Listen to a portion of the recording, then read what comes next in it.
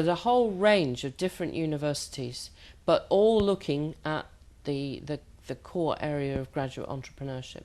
So now, according to you, like even under the Prime Minister's initiative, when you initiate these partnerships, actually I think it's important also for Sri Lanka to maintain a sustainable environment to for this entrepreneurship schemes to go along. So is that happening? Is there an environment that facilitate and support entrepreneurship which starts this way? Is there a environment happening now, and is the British Council helping the government to also shape policy that will advocate such an environment where there is sustainable entrepreneurship?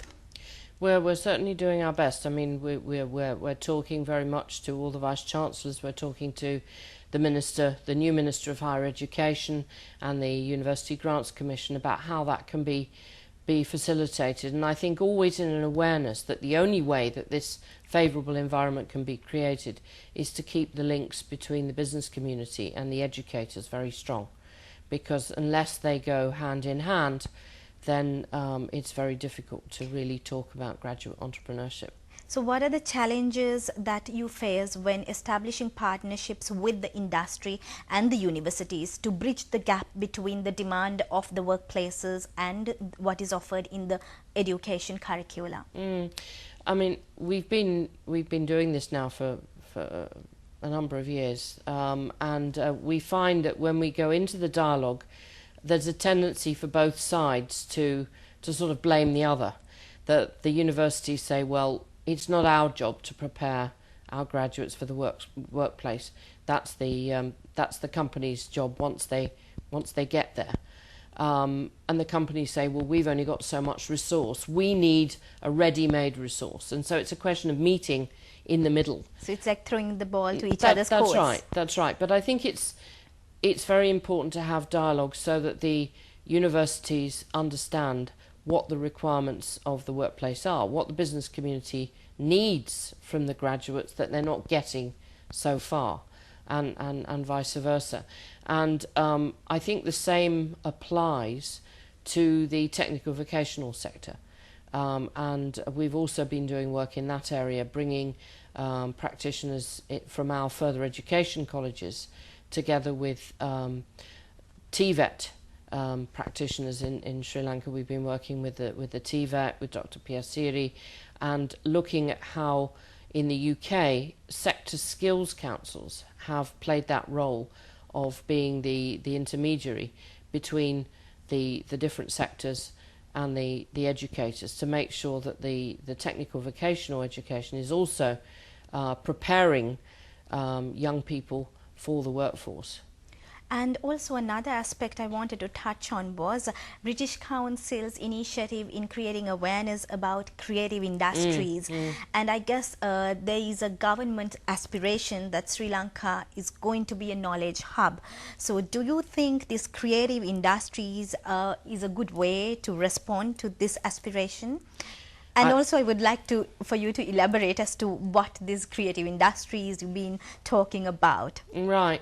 Well, I think approximately 10 years ago, the UK launched a very big thrust to demonstrate to the people of the UK, first of all, that the creative sector wasn't just a draw on funds. I think when you work in the world of the arts and crafts and design, there's the idea that there needs to be sponsorship from outside to make those things take off.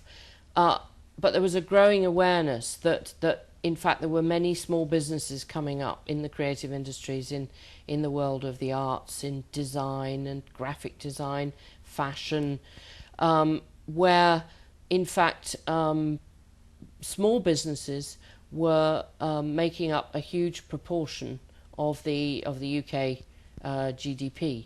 And that a lot of these small businesses were in the area of the creative industries, and that if a country learns to really appreciate the creative industries, then they can create a lot of job opportunities and a lot of wealth for the country.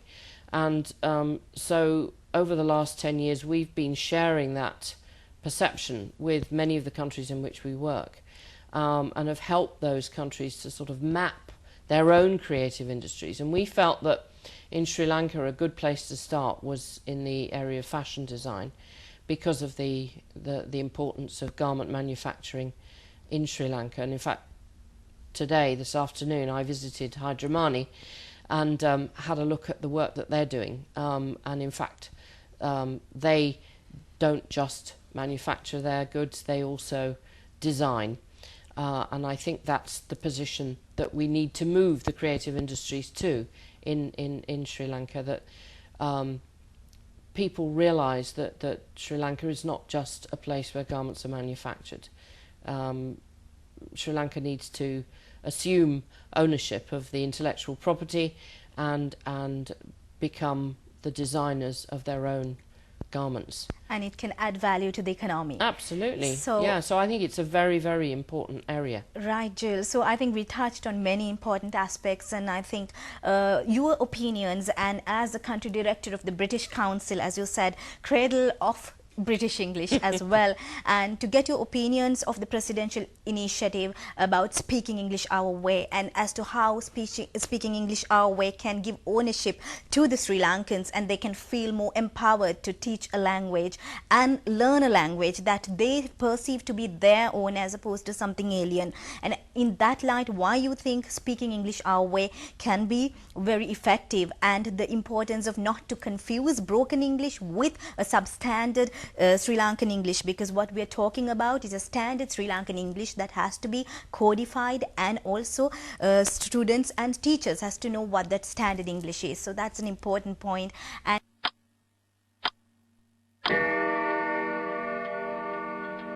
#151 #Amatarna.